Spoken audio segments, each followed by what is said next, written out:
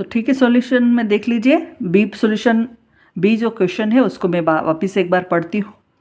जो ग्लिसरॉल का सॉल्यूशन दिया है आपका, ग्लिसरॉल का सॉल्यूशन जिसका फॉर्मूला है C3H8O3 वाटर के अंदर है, जिसको some glycerol in 500 gram of water and this solution has boiling point 100.42 what mass of glycerol was dissolve to make this solution. तो जो जो चीज़ें दी है उसको हम यहाँ पे लिख लेते हैं ठीक से। क्या होगी देख लीजिए, वो चीज़ें बिल्कुल सिंपल हैं। अब यहाँ पे लिखेंगे हम लगभग, देखिए सबसे पहले जो दिया है ग्लिसरॉल, उसका मोलर मास निकाल लेते हैं। क्या आएगा मोलर मास ग्लिसरॉल का? 3 कार्बन है प्लस 8 हाइड्रोजन है, ऑक्सीजन 3 है। एटॉमिक मास ऑफ कार्बन 12 और हाइड्रोजन का एटॉमिक मास 1, ऑक्सीजन का 16। तो इन सब का करके 92 ग्राम पर मोल आ गया। अब दूसरी चीज़ हमें क्या दी? चलो भाई, ग्लिसरॉल है, वाटर के अंदर डिज़ोल्व किया है, तो लगभग वॉज प्रोड्यूस, जैसे कुछ ग्लिसरॉल दिया है 500 वाटर के अंदर डिजॉल्व किया। अब इस जो 500 ग्राम के अंदर डिजॉल्व किया ग्लिसरॉल थोड़ी क्वांटिटी में, तो उसका जो बॉइलिंग पॉइंट है 100.42 ग्राम है डिग्री सेल्सियस से। तो कितना मास होना चाहिए? What mass of glycerol was dissolve to make this solution. तो भैया हमें मास ऑफ ग्लिसरॉल इन ग्राम में कैलकुलेट करना है। तो बिल्कुल सिंपल है हमारे पास, देख लीजिए। मतलब अब boiling point of the water दिया है, सॉल्यूशन दिया है 100.42 ग्राम, मतलब ग्लिसरॉल इन वाटर इसका सॉल्यूशन, और वाटर का बॉइलिंग पॉइंट 100 डिग्री है। तो डेल्टा टी बी हम निकाल लेते हैं। Delta T B is equal to T B minus C B not, right. तो 0.42 केल्विन है। हमारे पास फार्मूला है delta T B is equal to K B into M. तो 0.42 आ गया, के बी दिया ही है उन्होंने ब्रैकेट में 0.50, 512 हमारा फॉर वाटर के लिए है। मोलैलिटी बराबर मास of the glucose divided molecular mass of glucose into, आप बोल सकते हो divided, that is the mass of the solvent in KG. तो 500 ग्राम में, तो केजी की कर लें डिवाइडेड 1000, तो ऊपर जाएगा हो, राइट। तो इस तरह से इस सब चीज़ें लिखने के बाद हम इसका कैलकुलेशन करेंगे। तो देख ले नेक्स्ट पेज पे आ जाते हैं। कैलकुलेशन के लिए क्या चीज़ है? बिल्कुल सिंपल है। जो आपका ग्लूकोज का निकालना है हमें, तो उसके लिए क्या करेंगे हम? यू जस्ट टेक इट, जो 0.42 है, मतलब इस साइड ग्लूकोज को रहने देंगे, बाकी सब चीज़ें इस साइड शिफ्ट कर देंगे। जो हमारे पास फार्मूला था, क्या था फार्मूला? डेल्टा टी बी बराबर, जैसे हमारा 0.42 लिखा था आपने, राइट, इस साइड में, बराबर हमारा के बी था 0.512 मल्टीप्लाई मास इन ग्राम, कितना था लगभग हमारा मास इन ग्राम, हमें वही निकालना है ग्लूकोज का, और उसका मोलिकुलर मास 92 था, और ऊपर जाके 1000 डिवाइडेड 500, राइट। ये चीज़ें थी। तो इसमें से हमें ए निकालना है, तो इस सभी चीज़ें हमें इस साइड क्या करनी पड़ेगी? शिफ्ट करनी पड़ेगी, ये सब चीज़ें, और वही शिफ्ट हमने यहाँ पे कर दिया। देख लीजिए क्या क्या किया। 0.42, 92 नीचे था न्यूमरेटर में, सॉरी डिनोमिनेटर में, तो न्यूमरेटर में आ गया, 500 ऊपर आ गया, उसके बाद 1000 नीचे, 0.527, 500 1 जार 500, 500 2 जार 1000, ठीक है। 2 का 46। अब क्या क्या चीज़ें बची देखो, 42 डिवाइडेड 100, उसके बाद 46 ले लिया, और यहाँ पे आपका जो चीज़ है देख लीजिए, मैंने क्या किया, यहाँ पे 500 नीचे, 512 नीचे था, उसको ऊपर जाके 1000 आ गया, 1000। अब हम क्या करते हैं, इन दोनों को 2 से डिवाइड कट करके लगभग हमारा आता है 20, देख लीजिए, ये 21, फिर 23 मल्टीप्लाई 5, ये सब कट करेंगे, और नीचे जाके 64, राइट। तो इन दोनों का मल्टीप्लाई कर दिया, ए वाला आया, इन तीनों का मल्टीप्लाई किया, लगभग इतना आया, और इन सब को करने के बाद मास ऑफ ग्लिसरॉल इतना आया 37.73 gram. This is the mass of glycerol. ये कैलकुलेशन तो आपको आना चाहिए, क्योंकि 12th स्टैंडर्ड के बच्चे को आराम से ये चीज़ आ जाएगी। अगर कोई डिफ़िकल्टी है तो मैं वो भी करके दिखाऊंगी, बहुत सारे प्रॉब्लम मैंने करके दिखाया है। अब आता है differentiate between molality and molarity for a solution, how does a change in temperature influence their values, and calculate the freezing point of an aqueous solution. B problem में बाद में पढ़ूंगी, 2 ही प्रॉब्लम है, तो इसमें भी ए पार्ट आपका जो है उसमें 2.5 मार्क्स का या 2 मार्क्स का ऊपर का आएगा और नीचे का प्रॉब्लम 3 मार्क्स का, राइट। तो देख लेते हैं क्या चीज़ है। पहला, what is the difference between molality and molarity of a solution और how does a change in temperature influence their values. तो चलो भाई, मोलैलिटी और मोलैलिटी का डिफरेंस देख लेते हैं और टेम्परेचर का डिफरेंस दोनों पे क्या अफेक्ट करता है। तो पहला, molarity is the number of moles of solute dissolve in 1 litre of solution. ये तो पता ही आपको, कैपिटल एम, मोलैरिटी मतलब कैपिटल एम। ये नंबर ऑफ मोल्स होते हैं सोल्यूट के जो 1 लीटर सोल्यूशन में डिजॉल्व होते हैं, जबकि मोलैलिटी भी number of moles of solute ही है लेकिन पर 1000 ग्राम ऑफ सॉल्वेंट, लेकिन ये किस में है, 1000 ग्राम, बराबर है 1000 ग्राम ऑफ सॉल्वेंट।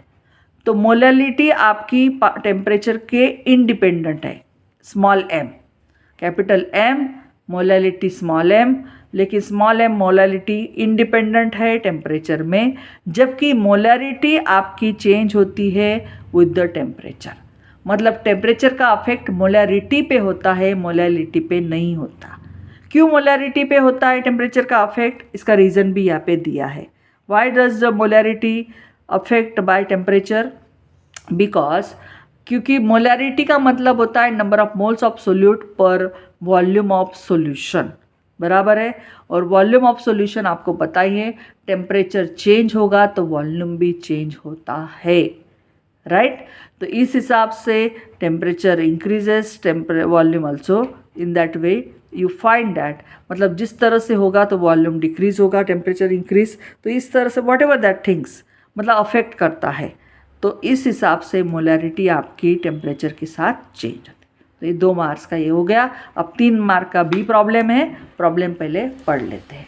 क्या है प्रॉब्लम, देख लीजिए। बी प्रॉब्लम क्या है, calculate the freezing point of aqueous solution containing 10.50 gram of magnesium bromide in 200 gram of water. ठीक है, आपका एक फ्रीजिंग पॉइंट निकालना है, वो भी एक एक्वस सॉल्यूशन। किसका एक्वस सॉल्यूशन, मैग्नीशियम ब्रोमाइड का। किसके अंदर, 200 ग्राम ऑफ वाटर के अंदर, right. Molar mass of magnesium bromide दिया है 184 ग्राम और केएफ वैल्यू भी आपकी दी है। चलो भाई, बिल्कुल सिंपल है, जो जो चीज़ें हैं उसको फिर ठीक से लिख लेते हैं क्या करना है।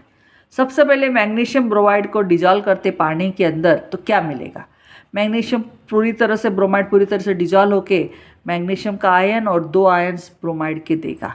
मतलब टोटल नंबर ऑफ आयन्स एक ब्रोमाइड का और ब्रोमाइड के 2, तो 3 नंबर ऑफ आयन्स डिजॉल्व हो जाएंगे, मिलेंगे हमें। इसलिए आई का van't Hoff factor I is equal to 3। ठीक है, तो जो जो चीज़ें दी है मैं यहाँ पे लिख के दिखाती हूँ। मैग्नीशियम ब्रोमाइड का मॉलिक्यूलर मास दिया है 184 ग्राम पर मोल और केएफ वैल्यू दी है 18.86 केल्विन केजी पर मोल और molecular weight in gram of magnesium bromide दिया है 10.50 ग्राम। वाटर का दिया है 200 ग्राम और उसका मोलर मास 18 ग्राम, पता ही है। तो चलो, delta T F is equal to K F into M into i, van't Hoff factor 3 है। मोलैलिटी के एफ वैल्यू दिया है, मोलैलिटी आपको पता ही है, mass in gram divided molecular mass divided mass of the solvent in KG. 200 gram है, KG के डिवाइडेड 1000 ऊपर जाके हो जाएगा। तो इन सब को चीज़ को करने के बाद इसको कट करके या जो भी उसका कैलकुलेशन है वो यहाँ पे मैंने दिखाया है आपको, देख लीजिए क्या है calculation. Delta T F is equal to, देखो this is van't Hoff factor 3, right, i into delta T F is equal to I into K F 1.86 और ये नंबर ऑफ मोल्स ऑफ निकालना है मोलैलिटी के लिए, तो mass of solute 10.15 upon molecular mass upon mass of the solvent in KG, तो 200 नीचे bye 1000 तो 1000 ऊपर आ जाएगा। 200 1000 और 5000 1000। ओके, अब इन दोनों चीज़ों को हमें देखना है, तो 2 से उसको दोनों को मैंने डिवाइड कर दिया 0.93 और ये 92। अब क्या किया मैंने, ये जो दोनों चीज़ें हैं 5 3 15 ले लिया, 0.93 10.15 डिवाइडेड ये आएगा 92। तो 92 और इन दोनों चीज़ों को मैंने 2 से डिवाइड कर दिया तो 46 और ये आया। मतलब ऊपर बचा 15 मल्टीप्लाई 0.93 5.25 डिवाइडेड 46। अब मैं क्या कर रही हूँ, 15 मल्टीप्लाई 93 10⁻², ठीक है, और ये आया 1005, ठीक है, या 525 डिवाइडेड 100। तो ये देख लीजिए, इसको आपका 0.93 है, 93 डिवाइडेड दिस, तो 10⁻4 हो जाएगा, क्योंकि ये भी 100 और इसका भी 100, 10⁻4। अब इन दोनों का मैंने किया, देख लीजिए 93 डिवाइडेड 43 46, इन दोनों का ही सिर्फ डिवीजन कर लेती हूँ, तो लगभग 2.02 15 इंटू दिस 1 आया, तो लगभग आता है 1.59। मतलब पूरे को डिवीज़न करने की ज़रूरत नहीं, इन दोनों को ही कर दिया, जो आएगा उन दोनों को मैंने मल्टीप्लाई कर दिया। तो इस तरह से डेल्टा टी की वैल्यू आती है 1.59, राइट। और डेल्टा टी एफ बराबर आपको पता ही है, T F not minus T F. A water का इतना है 273.15, 1.59, तो लगभग 271.56। तो इस तरह से आपका 8 नंबर का प्रॉब्लम भी हो गया।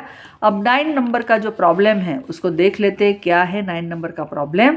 बिल्कुल सिंपल है 9 नंबर का प्रॉब्लम। इसमें define the term osmosis and osmotic pressure if the osmotic pressure of a solution is colligative property. And मतलब इसमें एक क्वेश्चन दिया है आपको कि भाई ऑस्मोसिस और ऑस्मोटिक प्रेशर को आप डिफाइन करो, और ऑस्मोटिक प्रेशर जो सॉल्यूशन की होती है वो कॉलिगेटिव प्रॉपर्टी है, उसको प्रूव करो। दूसरा एक प्रॉब्लम दिया है, वो भी देख लेंगे, पहले उसको डिफाइन कर देते हैं। तो क्या होता है ऑस्मोसिस?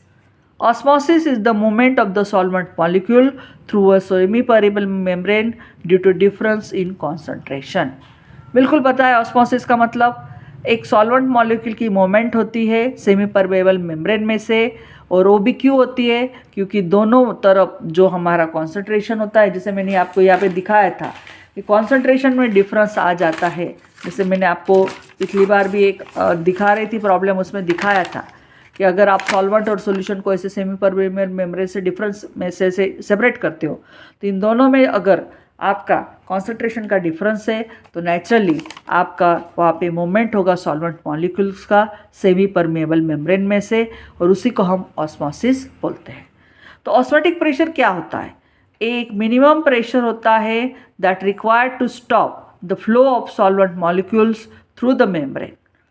मैंने वही चीज़ यहाँ पे आपको ऑस्मोटिक प्रेशर का ही दिखाया था वो डायग्राम, जिसमें यहाँ पे एक मिनिमम प्रेशर सॉल्यूशन के साइड में लगाया जाता है, जो एक स्टॉप करता है movement of the solvent molecules की, और इसी को हम ऑस्मोटिक प्रेशर बोलते हैं। It is the colligative property. क्यों colligative property osmotic pressure? Because it depends on the ratio of solvent particles to solvent molecules. भाई यहाँ पे ये ऑस्मोटिक प्रॉपर्टी जो है वो कॉलिगेटिव प्रॉपर्टी है, क्योंकि वो it is depends on the ratio of solute particle to solvent molecule, not on the type of chemical species. मतलब कितने वो रेशियो है जो सॉल्यूट से सॉल्वेंट मॉलिक्यूल का, उस रेशियो पे ये प्रॉपर्टी डिपेंड करती है, ना कि किस टाइप का केमिकल स्पेसिस है। वो किस टाइप का है उसके ऊपर वो डिपेंड नहीं करती, वो डिपेंड करती है कितना क्या रेशो है सोल्यूट से सॉल्वेंट मॉलिक्यूल्स का।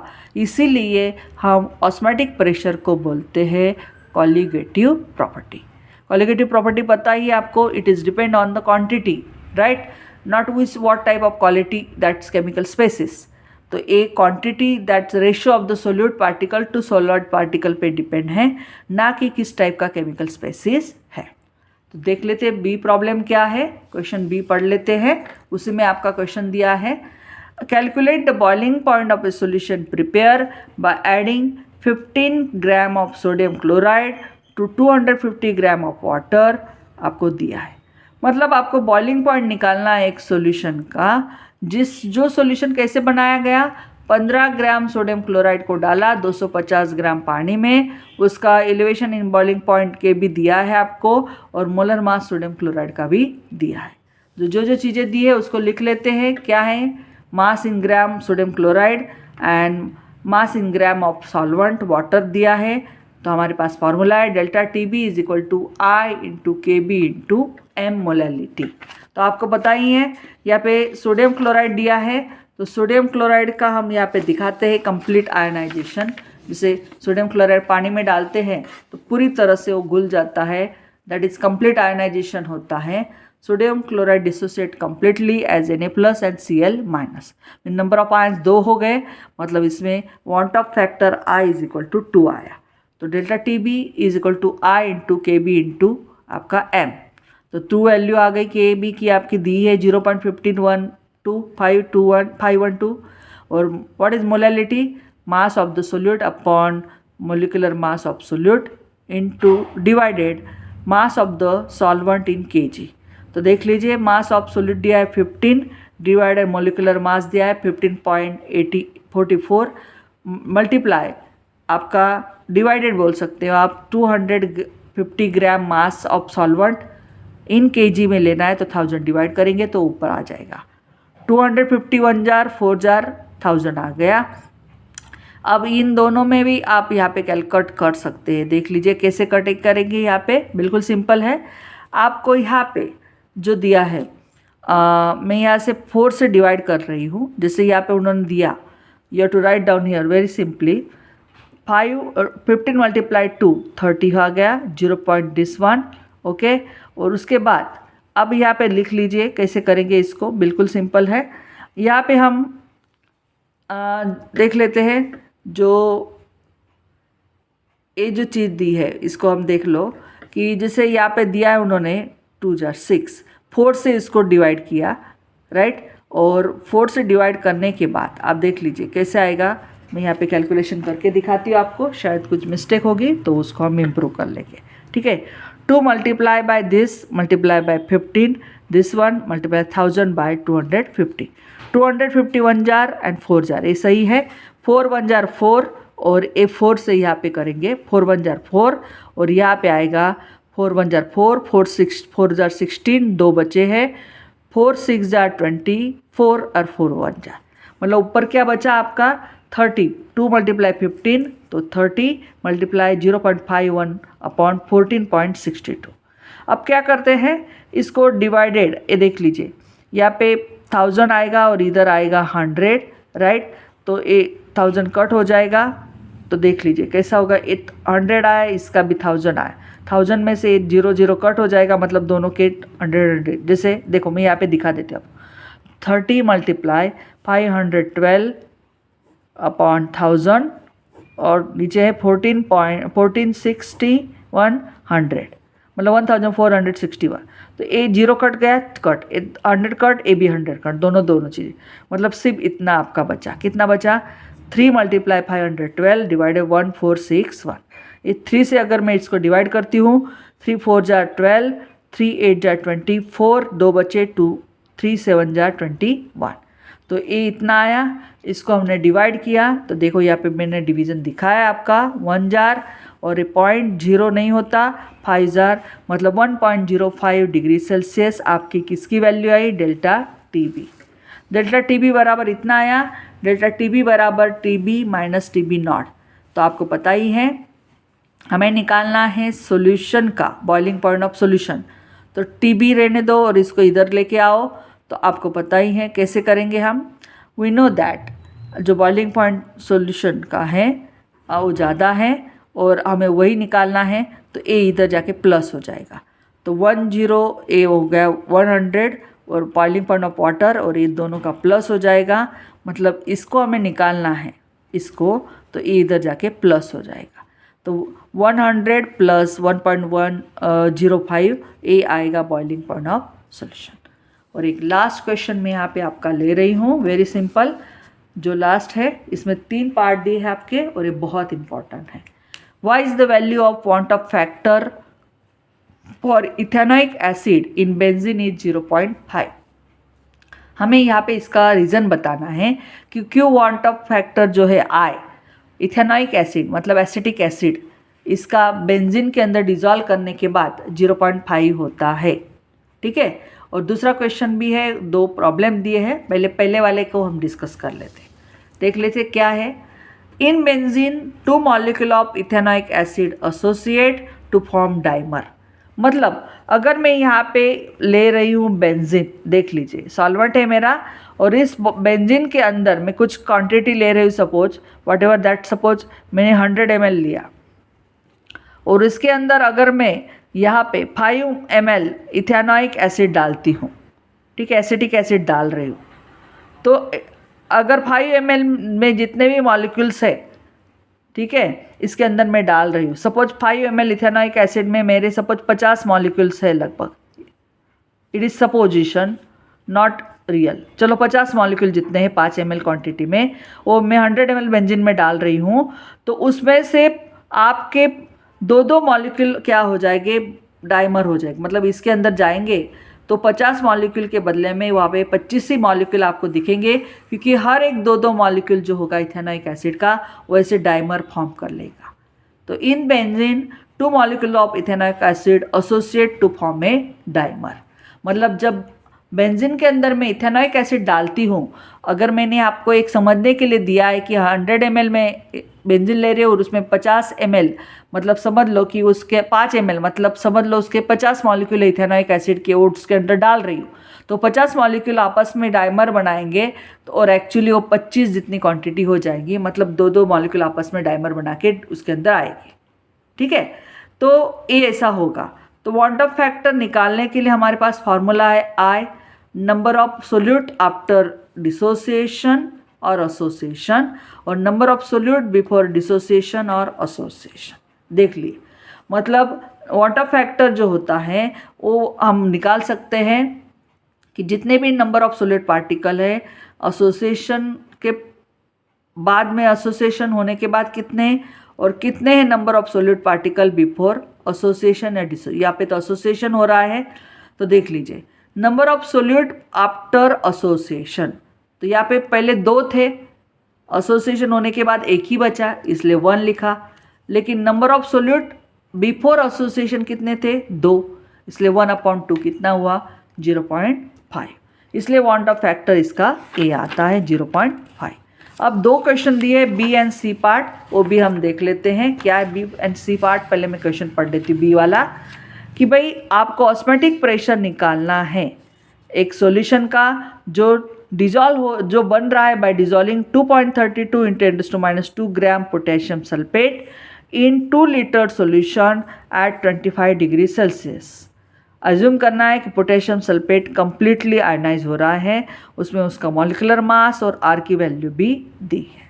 क्वेश्चन फिर से एक बार समझ लेते हैं। हमें एक पोटेशियम सल्फेट सॉल्यूशन जो 2 लीटर सॉल्यूशन उसका बनाया है हमने, उसका हमें निकालना है ऑस्मेटिक प्रेशर, और वो भी कितना 2.32 × 10⁻² ग्राम लिया था, और उसको 2 लीटर सॉल्यूशन बनाया उसका, तो उसका हमें ऑस्मेटिक प्रेशर निकालना है। आर और मॉलिक्यूलर मास हमें दे दिया है, बिल्कुल सिंपल है। जो जो चीज़ें दी है वो आप पे लिखी है, वो देख लीजिए क्या है।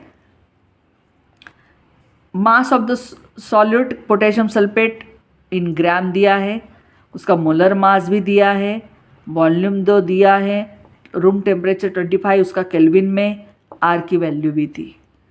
अब एक कंप्लीट आयनाइज होता है तो पोटेशियम सल्फेट क्या क्या देगा सॉल्यूशन के अंदर, 2 पोटेशियम के आयंस, सल्फेट का 1 आयंस, मतलब वांट ऑफ फैक्टर कितना आया, 3 आ गया। तो आपको पता है osmotic pressure is equal to I × C × R × T।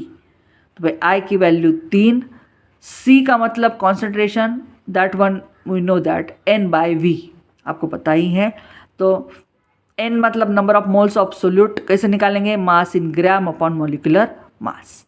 Volume कितना है, 2, और आपको R की वैल्यू 0.0482 और T का वैल्यू 298।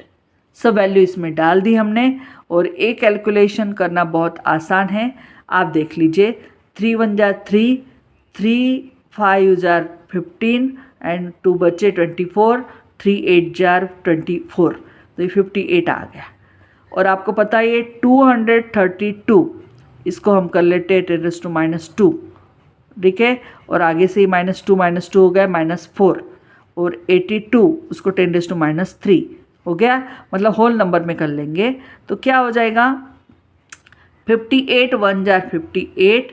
अब अगर इसको देखते हैं तो 58 4 जार लगभग आप देख लो 232 होता है, और ये 4 का हम ले लेते हैं यहाँ पे 2 1 जार 2 2 जार बराबर है, मतलब बचे क्या 2 इंटू 82 इंटू 298। देख लो इन दोनों का मल्टीप्लाई कर दिया तो 164 दिस वन दिस, इन दोनों का मल्टीप्लाई किया तो लगभग 0.00488 ATM आता है। तो ऑस्मैटिक प्रेशर आपका इतना आ गया। अब उसमें लास्ट जो बी आपका दिया है उसको देख लेते हैं। What is the next? Very simple, C part क्या है उसको भी हम देख लेते हैं। सी पार्ट आपको यहाँ पे दिया है उन्होंने कि भाई जैसे यहाँ पे हमने देखा सी पार्ट क्या है देख लो। व्हेन 25.6 ग्राम सल्फर हमने डिज़ोल्व किया 1000 ग्राम ऑफ बेंजीन में, 1000 ग्राम बेंजीन सॉल्वेंट है, उसके अंदर 25.6 ग्राम सल्फर को डिज़ोल्व किया तो उसका फ्रीजिंग पॉइंट लो हो गया बाय 0.512। तो फॉर्मूला निकालना है सल्फर का, KF वैल्यू बेंजीन की दी है, सल्फर का एटॉमिक मास दिया है। बिल्कुल सिंपल है, जो जो चीज़ें दी है उसको यहाँ पे लिख लेने का। देख लो क्या लिखा, पहले mass of the sulphur in gram 25.6, उसके बाद आपको दिया है that is the mass of the solvent, right, कितना दिया है आपको 1000। डेल्टा TF वैल्यू दी है, डेल्टा TF आपको दिया है, KF वैल्यू दी है और एटॉमिक मास दिया है। हमारे पास फॉर्मूला है delta TF is equal to KF into M, sorry, तो आपको पता ही है डेल्टा TF KF ये WS बाय MS 1000 आपका दिया है, तो उसको ग्राम में तो kg में कन्वर्ट करने के लिए 1000 MS निकालना है हमें। तो ये सब चीज़ें हम क्या करेंगे, MS को इधर लेके आते हैं और डेल्टा TF को नीचे लेके आते हैं। तो KF WS 1000 divided delta TF 1000, 1000 cut हो गया। अब बचा क्या है आपका, KF की वैल्यू 5.12 दी है, WS 25.6 और ये 0.5। अब इसको क्या करते हैं 512 10⁻², नीचे 512 10⁻3, दोनों कट हो गए, ऊपर बचे A-3 और A-3, तो कट मतलब 256। अब ये जो है मॉलिक्यूलर मास सल्फर का इतना आया, ठीक है। तो हमें पता ही है SX इज इक्वल टू क्या होता है, एटॉमिक मास इंटू X, ठीक है। तो X की वैल्यू निकालनी है तो ये फार्मूला है SX AB है। तो यहाँ पे हमें दिया है molecular mass 256, X atomic mass sulphur का 32, तो X की वैल्यू 8 आ गई, मतलब मॉलिक्यूलर मास जो आया आपका दैट इज S8। कितना आया S8, देख लीजिए बिल्कुल सिंपल है। तो एटॉमिक मास आपका जो मॉलिक्यूलर मास इतना आया, तो मॉलिक्यूलर मास जैसे दिया है तो उसके लिए हमारे पास फॉर्मूला है SX is equal to X multiply atomic mass, right. X की वैल्यू निकाल लेंगे, एटॉमिक मास 32 है, 8 आ गई, मतलब उसका मॉलिक्यूलर फार्मूला आया दैट इज़ द फार्मूला जो है एटॉमिक का वो है S8। आशा करती हूँ 5 मार्क्स के लगभग 10 प्रॉब्लम मैंने डिस्कस किए इस चैप्टर के और वो सभी आपको समझ में आ गए होंगे। इसके पहले 2 मार्क्स के 3 मार्क्स के भी मैंने डिस्कस किए इस चैप्टर पे। मैक्सिमम जितनी चीज़ें मैं हो सकती हूँ प्रोवाइड करने की कोशिश की है। नेक्स्ट वीडियो में मैं चैप्टर नंबर आपका जो दूसरा है इलेक्ट्रोकेमिस्ट्री के 2 मार्क्स के प्रॉब्लम शुरू करूँगी। Thank you for watching my video.